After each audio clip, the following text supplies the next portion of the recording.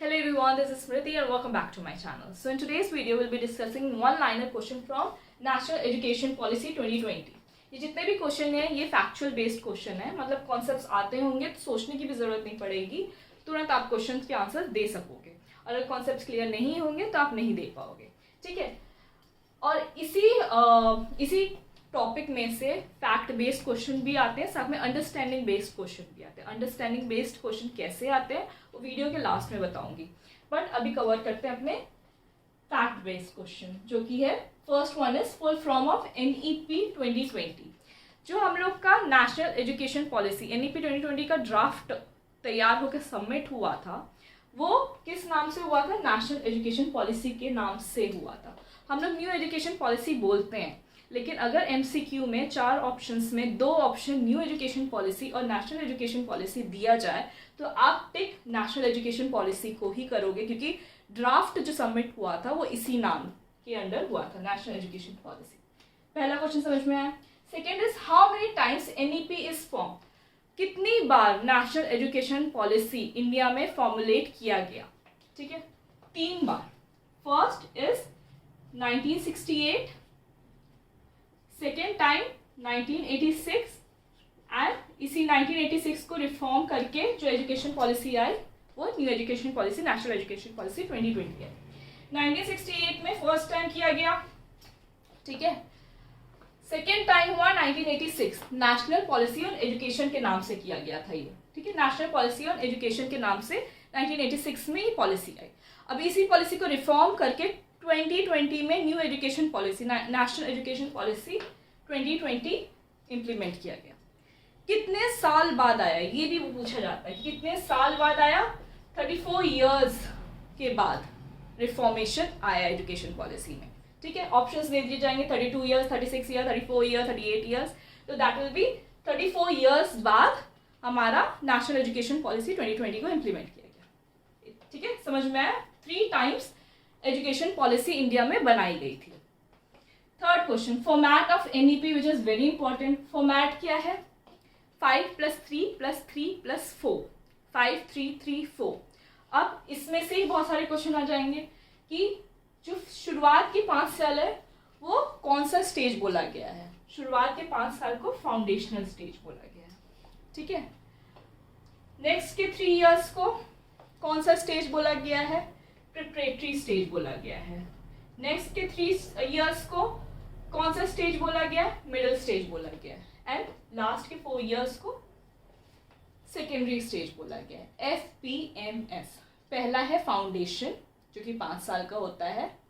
Next के 3 years के format में क्या होगा? प्रिपरेटरी स्टेज आता है, उसके 3 साल बाद मिडिल स्टेज आता है, उसके 4 साल आपके सेकेंडरी स्टेज आता है, ठीक है। कौन से क्लास के बच्चे शुरू के 5 साल में रहते हैं? आंगनवाड़ी, प्ले वे बोल दीजिए, प्री नर्सरी बोल दीजिए, या आंगनवाड़ी। आंगनवाड़ी से लेकर क्लास 2 के बच्चे फाउंडेशनल स्टेज में आएंगे, ठीक है। नेक्स्ट कौन से बच्चे आते हैं? इन 3 साल में 3rd, 4th, 5th क्लास के बच्चे आएंगे प्रिपरेटरी स्टेज में, ठीक है। मिडिल स्टेज में कौन से बच्चे आते हैं? कौन से क्लास के? 6th, 7th और 8th क्लास के बच्चे मिडिल स्टेज में आता है। और ये स्टेज बहुत इंपॉर्टेंट है। क्यों इंपॉर्टेंट है आगे के क्वेश्चंस पे डिस्कस करेंगे, ठीक है। एंड बाकी के सेकेंडरी स्टेज में कौन से बच्चे क्लास के बच्चे आएंगे? 9, 10, 11, 12 क्लास के बच्चे। ये टोटल जो है 5 3 3 4 टोटल एज ग्रुप, कौन से एज ग्रुप के बच्चे इन 4 साल बोले इन 4 स्टेज में रहेंगे, ठीक है। 3 इयर्स से लेकर 18 इयर्स तक के बच्चे ये टोटल स्टेजेस में रहेंगे, समझ में आया? 3 साल से लेकर 18 साल के बच्चों के लिए ये स्टेजेस को फॉर्मुलेट किया गया है। अभी किस स्टेज में कौन से एज ग्रुप ऑफ बच्चे रहेंगे ये आप मुझे कमेंट सेक्शन में बताइए। इतना समझ में आया? पहले के 5 साल कौन सा रहेगा? फाउंडेशनल। 5 3 3 4 के फॉर्मेट में आया है। पहले के 5 साल फाउंडेशनल, फिर 3 साल प्रिपरेटरी, फिर 3 साल आपका मिडिल, एंड फिर 4 साल सेकेंडरी। Done format. अब चेयरमैन ऑफ NEP 2020। चेयरमैन कौन है? फॉर्मर इसरो चीफ, इसरो के चीफ थे ये के Kasturi Rangan, Krishna Krishnaswamy Kasturi Ranjan.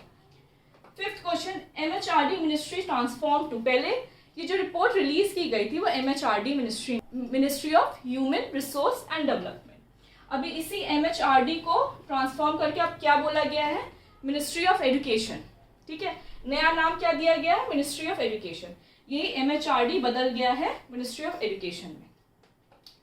NEP focuses on, किस पे फोकस करता है NEP, नेशनल एजुकेशन पॉलिसी 2020 किन किन चीज़ों पे फोकस करता है। कॉन्सेप्चुअल अंडरस्टैंडिंग, बच्चे का कॉन्सेप्चुअल रोट लर्निंग में या मेमोरी, मतलब रट के आ जाओ, रट के बोल दो, लिख दो एग्जाम्स में, ऐसा नहीं। कॉन्सेप्चुअल अंडरस्टैंडिंग बच्चों में होनी चाहिए, कॉन्सेप्ट्स क्लियर होना चाहिए। ठीक है, लॉजिकल डिसीजंस होना चाहिए, क्रिटिकल थिंकिंग होनी चाहिए, और इनोवेशन, डिस्कवरी, एक्सपेरिमेंट्स कर सके बच्चे। इन सब चीज़ों पे नेशनल एजुकेशन पॉलिसी फोकस करता है, सिर्फ रटने पे फोकस नहीं करता है, कॉन्सेप्ट्स को समझने में फोकस करता है, बच्चे के लॉजिकल और क्रिटिकल थिंकिंग में फोकस करता है। ठीक है, किस पे फोकस कर रहा है, conceptual understanding, logical decision, critical thinking and innovations. समझ में आया, इनमें से कोई भी दिखे MCQ में मार्क कर दीजिएगा किस पे फोकस कर रहा है। Now vision and mission of NEP 2020, what is the vision and mission, क्या है, 100% gross enrolment ratio in school education, जितने भी एलिमेंट्री स्कूल एजुकेशन है, एलिमेंट्री एजुकेशन है, 100% आपका ग्रॉस एनरोलमेंट हो जाना चाहिए 2030 तक। 100% ग्रॉस एनरोलमेंट मतलब 3 से लेकर 18 साल के बच्चे जितने भी हैं सबको एजुकेशन मिलना चाहिए, सब लिटरेट हो। 2030 तक यही है कि 100% बच्चे एजुकेटेड हों। ठीक है, literacy 100%। Provide quality education to every child from 3 से 8 साल के बच्चे, वही है 3 से 18, 3 to 18 ईयर्स ऑफ जितने भी बच्चे हैं सबके सब पढ़े लिखे लिटरेट हो और उनको जो एजुकेशन मिले वो क्वालिटी एजुकेशन हो। 100% ग्रॉस एनरोलमेंट टिल 2030, ये है main vision and mission of national education policy 2020 sorry. ठीक है, समझ में। Now 8th one, vocational classes will be introduce, middle class, ये जो मैं बता रही थी मिडिल स्टेज क्यों इंपॉर्टेंट है, इसलिए इंपॉर्टेंट है क्योंकि जितने भी वोकेशनल क्लासेस बच्चों के पास जो भी स्किल है, फोटोग्राफी की स्किल है, कोई भी स्किल है, उन सब स्किल्स के ऊपर एक क्या बैठेगा, वर्कशॉप बैठेगा जो कि बच्चे के स्किल्स को इन्हांस कर सके, बच्चे को स्किल्स दे सके, डांसिंग का, सिंगिंग का, फोटोग्राफी का, बेकरी, होम साइंस, एनीथिंग, कोई भी स्किल हो बच्चे का वो इन्हांस कर सके और वो उस स्किल के साथ जब वो स्कूल से बाहर निकले तो वो बेरोजगार ना हो, उस स्किल से वो कमा सके। इसीलिए वोकेशनल क्लासेस कहाँ से इंट्रोड्यूस कर दिया जा रहा है, क्लास 6 से, जो कि मिडिल स्टेज में आता है। 3 साल का ये मिडिल स्टेज आता है, क्लास 6 से वोकेशनल क्लासेस स्टार्ट कर दिया जाएगा। और यहाँ पे आपकी कोडिंग, जो कोडिंग है वो भी इंट्रोड्यूस कर दी जाती है। ठीक है, क्लास 6 से कोडिंग भी इंट्रोड्यूस कर दिया जाता है। Now percentage of GDP will be spent by government on education, education पे गवर्नमेंट कितना परसेंट खर्चा करेगी, पहले 3% करते थे, अब 6% एक्सपेंडिचर गवर्नमेंट करेगा एजुकेशन पे। Mother tongue as a medium of teaching किस क्लास तक रहेगा, क्लास 5th तक नेसेसरी है कि बच्चे को मदर टंग में पढ़ाया जाए। ठीक है, medium of teaching mother tongue class 5th तक, उसके बाद 6th 7th 8th के बच्चों के लिए ऑप्शनल है, चाहे तो वो मदर टंग इस्तेमाल कर सकते हैं वरना आप फॉरेन लैंग्वेज भी इस्तेमाल कर सकते हैं, वो ऑप्शनल है। बट यहाँ तक फोकस है कि 5th क्लास तक के बच्चों को medium of teaching should be mother tongue. ठीक है, NEP has abolished which course, national education policy सिर्फ स्कूल्स के लिए नहीं बल्कि हायर एजुकेशन के लिए भी इसको इम्प्लीमेंट किया गया है। नेशनल एजुकेशन पॉलिसी एलिमेंट्री से लेकर हायर एजुकेशन तक के फ्रेमवर्क को देखता है। तो कौन सा ऐसा कोर्स है जो अबॉलिश किया गया अभी, MPhil, मास्टर्स ऑफ फिलोसफी को अबॉलिश किया गया। ठीक है, MPhil को अबॉलिश किया गया। MPhil जो PhD से पहले जो नहीं करते हैं वही है MPhil, ये हायर एजुकेशन में जाता है। According to national education policy, requirement for PhD करने के लिए क्या रिक्वायरमेंट है, 4 years के जो बैचलर प्रोग्राम होता है वो अब बच्चों को, जितने भी स्टूडेंट्स हैं उनको ये 4 years ऑफ बैचलर प्रोग्राम से जाना पड़ेगा, उसके बाद ही उनको PhD में एनरोलमेंट मिलेगा। Same goes for bachelor of education programme. BEd complete करने के लिए भी 4 साल का इंटीग्रेटेड प्रोग्राम लाया जाएगा टिल 2030। ठीक है, ये है रिक्वायरमेंट, 4 साल का बैचलर डिग्री होनी चाहिए। अब certificate of diploma will be awarded. Diploma वही है, 2 साल बाद डिप्लोमा की सर्टिफिकेट मिल जाएगा। National assessment body will be form. National assessment body क्या असेस करता है? एक बच्चे का असेस करता है, बच्चे के एग्जाम्स, जो भी बच्चा एग्जाम्स देता है उसको कौन असेस करता है? अब नेशनल असेसमेंट बॉडी, जिसको हम लोग क्या बोलते हैं? परख। याद है? परख असेस करेगा। ठीक है, वो किसके लिए, ये बॉडी किसके लिए फॉर्म की गई है? बच्चों के लिए, चिल्ड्रन के लिए।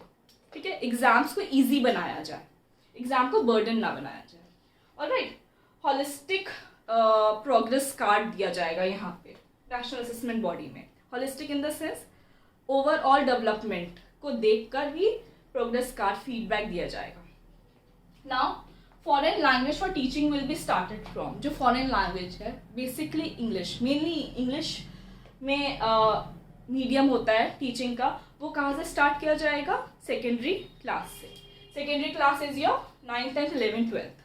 ठीक है, national curriculum framework for schools will be, ये जो करिकुलम है, ठीक है, नेशनल करिकुलम फ्रेमवर्क है जो स्कूल्स के लिए होगा, वो कौन प्रिपेयर करता है? NCERT प्रिपेयर करेगा। ठीक है, स्कूल्स के लिए जितने भी करिकुलम फ्रेमवर्क है वो NCERT ही प्रिपेयर करेगा। Now current enrolment in higher education. Higher education में अभी कितने लोग एनरोल हैं? 26.3% एनरोलमेंट है। 50% ग्रॉस एनरोलमेंट हायर एजुकेशन में कब तक हो जाएगा? क्या विजन रखा गया? 2035 तक, 2035 तक 50% लोग हायर एजुकेशन में एनरोल करेंगे। ठीक है, ये विजन है, यही रखा गया कि 50% स्टूडेंट्स अब क्या करेंगे? 2035 तक एनरोल किया जाएगा हायर एजुकेशन में। इतना समझ में आया? ये है। और एक चीज़ और है, higher ABC of higher education किसको बोला गया है? Academic bank of credit. ठीक है, ABC of higher education, academic bank of credit. या ऐसे क्वेश्चन पूछ लिया जाएगा कि एकेडमिक बैंक ऑफ क्रेडिट किसके लिए है? ये हायर एजुकेशन के लिए। ठीक है, एकेडमिक बैंक ऑफ क्रेडिट किसके लिए? हायर एजुकेशन के लिए है। ABC का फुल फॉर्म क्या है? Academic bank of credit. ठीक है, ये था कुछ क्वेश्चन, 17 क्वेश्चंस थे जो कि आपके डायरेक्ट फैक्ट बेस्ड क्वेश्चन थे। ठीक है, अब आया ये सारे फैक्ट बेस्ड के साथ साथ कुछ अंडरस्टैंडिंग लेवल के क्वेश्चंस होंगे जिनको समझकर आपको जवाब देना होगा। कुछ क्वेश्चंस पूछ लिए जाएंगे तो उसमें क्या करना है? आपको जवाब, आपको 4 ऑप्शन में से सबसे सही ऑप्शन वही चूज करना है जो कि चाइल्ड सेंट्रिक हो, बच्चे को लेकर ज़्यादा बोला गया हो। ठीक है, पॉजिटिव चीज़ें बोली गई हो कि बच्चा फ्लेक्सिबल होगा, बच्चे को सबसे ज़्यादा एक्टिव दिखाया गया हो, बच्चे की क्रिटिकल थिंकिंग को और ज़्यादा एनहांस किया गया हो। ठीक है, जो भी चाइल्ड सेंट्रिक चीज़ है आपको सबसे ज़्यादा जिस ऑप्शन में दिखेगा वही ऑप्शन आप टिक करिएगा। ठीक है, इतना समझ में आया? आपका फैक्ट बेस्ड और अंडरस्टैंडिंग बेस्ड क्वेश्चंस कैसे रहेंगे। That's all for today and thank you so much for watching my video. Thank you.